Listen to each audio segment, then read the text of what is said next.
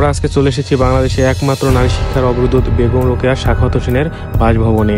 আর এখানে কিছু অজানা তথ্য জানলে আপনারা হয়তোবা নিজের কানকে বিশ্বাস করতে পারবেন না। আর জানা অজানা সকল তথ্য জানার জন্য আপনাকে অবশ্যই পুরো ভিডিওটি মনোযোগ দিয়ে দেখতে হবে।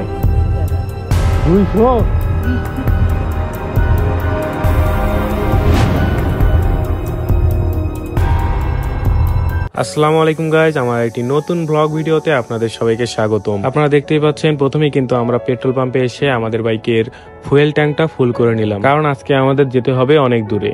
আমরা যাচ্ছি বাংলাদেশের একমাত্র নারী শিক্ষার অগ্রদূত বেগম রোকেয়া সাখাওয়াত হোসেনের বাসভবনে, যেটি রংপুর জেলার মিঠাপুকুর উপজেলায় পায়রাবন্দ গ্রামে অবস্থিত। আর আমরা কিন্তু সাধারণত লোকাল রোড ধরে যাচ্ছি, তার কারণ এই রোডটি অনেক শর্টকাটে আমাদের গন্তব্যে পৌঁছায়। সাধারণত কেন জানি এই লোকাল রোড দিয়ে যাতায়াতে যে মজাটা পাওয়া যায় সেটি অন্য কোথাও পাওয়া যায় না। আর রাস্তার দুই সাইডে যে ক্ষেতগুলো এতটা সুন্দর ছিল বলার মতো।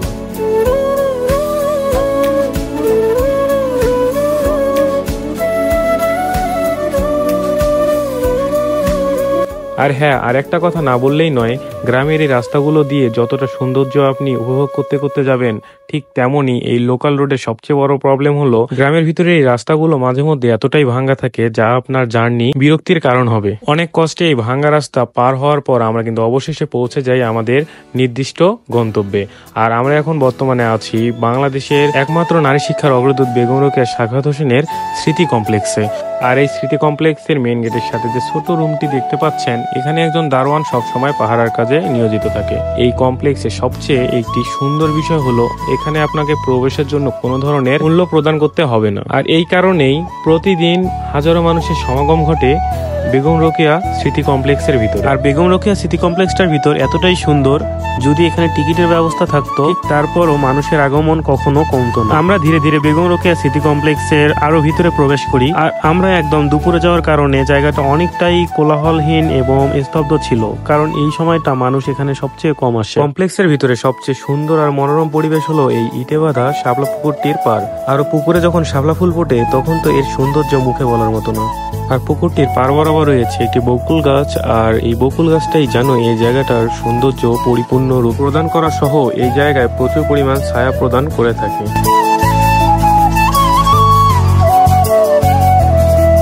আপনারা এখন যা দেখতে যাচ্ছেন তা হলো বেগম রোকেয়া স্মৃতি কমপ্লেক্সের সবচেয়ে গুরুত্বপূর্ণ এবং ঐতিহাসিক একটি জিনিস, যা হলো বেগম রোকেয়া সাখাওয়াত হোসেনের একটি মূর্তি। আর এই মূর্তিটি কিন্তু পুরোটাই লোহা দিয়ে তৈরি, যার উপরে গোল্ডেন কালার করা। আর এই মূর্তিটি দেখার জন্য দেশ বিদেশ থেকে অনেক মানুষই আসে এখানে। তাহলে চলুন একটু সিনেমাটিক ভিউ দেখা যাক।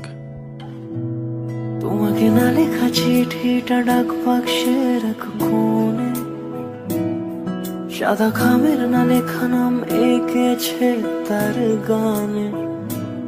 তোমাকে না লেখা চিঠিটা ডাক বাক্সের এক কোণে, সাদা খামের না লেখা নাম এঁকেছে তার গানে।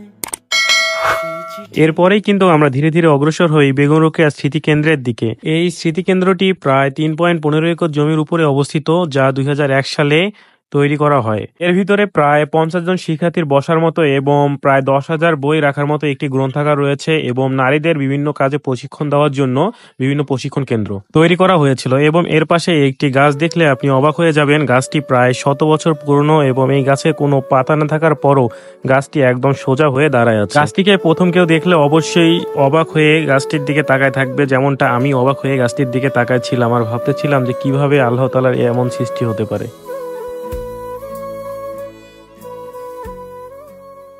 গাছটির পাশে কিন্তু আপনারা দেখতে পারবেন স্মৃতি কেন্দ্রের প্রধান গেট, এবং প্রধান গেটের সামনে একটি পতাকা লাগানো আছে। আমরা ধীরে ধীরে এই স্মৃতি কেন্দ্রের ভিতরে প্রবেশ করলাম, আর ভিতরটা হয়তোবা আমার কল্পনার থেকেও বেশি সুন্দর ছিল। আমার ঠিক সাইডে যে রুমগুলো দেখতে পাচ্ছেন, এই রুমগুলোর ভিতরেই কিন্তু নারীদের বিভিন্ন ধরনের প্রশিক্ষণ দেওয়া হতো। এখানে আমরা নানা ধরনের, যেমন দর্জি কাজ আরো এক্সট্রা নারীরা করতে পারে এমন অনেক প্রশিক্ষণাগার দেখেছি, এবং ভিতরে অনেক ধরনের মেশিন রয়েছে। আমরা কিন্তু গ্রন্থাগারের কোনো ধরনের ভিডিও করতে পারিনি, যার কারণ হলো ভিতরে কোনো ধরনের ক্যামেরা নিষিদ্ধ ছিল। চারদিকে কক্ষ ঘেরা এই স্মৃতি কেন্দ্রের মাঝখানের বাগানটি হয়তোবা এখানকার প্রধান আকর্ষণ।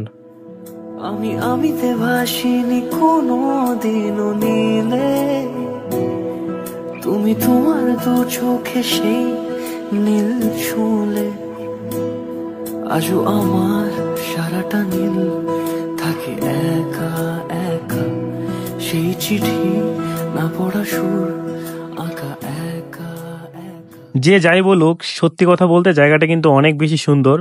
আর স্মৃতি কেন্দ্র থেকে বের হলেই সামনে আপনি দেখতে পারবেন যে জায়গাটুকু, এই জায়গাটা হলো বেগম রোকেয়া সাখাওয়াত হোসেনের বাসভবন। আর এই সেই বাসা যেখানে 9 ডিসেম্বর 1880 সালে বেগম রোকেয়া সাখাওয়াত হোসেন জন্মগ্রহণ করেন। এবং আমরা কিন্তু ধীরে ধীরে তার বাসভবনের ভিতরে প্রবেশ করলাম। এখানে কিন্তু প্রবেশের জন্য কোনো ধরনের টিকিট বা অন্য কোনো ভাবে কষ্ট প্রদান করতে হয় না। আর এখানে সবসময় কিন্তু তালা দেওয়া থাকে। আর আপনি আসলে অবশ্যই এখানকার একজন মহিলা রক্ষণাবেক্ষণের কাজ করে, তার কাছ থেকে চাবি নিয়ে ঢুকতে পারবেন। আর সত্যি কথা বলতে বেগম রোকেয়া সাখাওয়াত হোসেনের বাসভবনে কয়েকটি নানা ধরনের গাছপালা আর কিছু ভাঙ্গাচুরা ইটের স্তূপ ছাড়া আর কিচ্ছু নেই। অনেকে মাঝখানে এই সাদা টাইসে পাতা জায়গাটুকু দেখে বেগম রোকেয়ার কবর মনে করে, বাট এটি কিন্তু একটি নাম ফলক যেখানে তার জন্মসাল এবং মৃত্যুসাল দেওয়া। তোমারই একা চিঠি একা একা, যদি বলি সে সবই তোমারই একা চিঠি একা একা। সাইয়া সাইয়া আর বাসার পাশেই রয়েছে 2টি কলেজ এবং স্কুল, যা বেগম রোকেয়া সাখাওয়াত হোসেনের নামেই নির্মিত। আর আপনারা এখন যে মহিলাটিকে দেখতে পাচ্ছেন, এই মহিলাটি হলো এখানকার রক্ষণাবেক্ষণের কাজে নিয়োজিত। আর আপনারা তার পাশেই দেখতে পারবেন একটি কুটির শিল্পের দোকান, যেখানে হাতে তৈরি নানা ধরনের জিনিস বিক্রি করা হয়। আর জিনিসগুলো এতটাই সুন্দর যা দেখলে আপনি অবশ্যই এগুলো নিতে বাধ্য হবেন।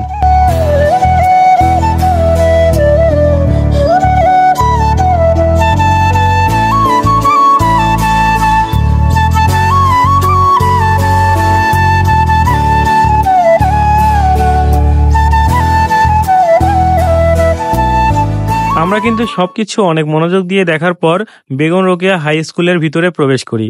আর দেখতেই পাচ্ছেন এখানে কিন্তু হয়তোবা নতুন করে কোনো বিল্ডিং তৈরি করা হচ্ছে। আর এখানে প্রত্যেক দিন বিকেলে বাচ্চারা খেলাধুলা করে। অবশেষে সব জায়গা ঘোরার পর আমরা চলে আসি পায়রাবন্দ গ্রামের সবচেয়ে ঐতিহ্যবাহী যে নদী, ঘাঘর নদী, সে ঘাঘর নদীর তীরে। আর দেখতেই পাচ্ছেন গ্রামের পরিবেশ যে এতটা সুন্দর হয়, সেই অনুভূতি নিতে গেলে অবশ্যই আপনাদের সশরীরে এখানে উপস্থিত থাকতে হবে।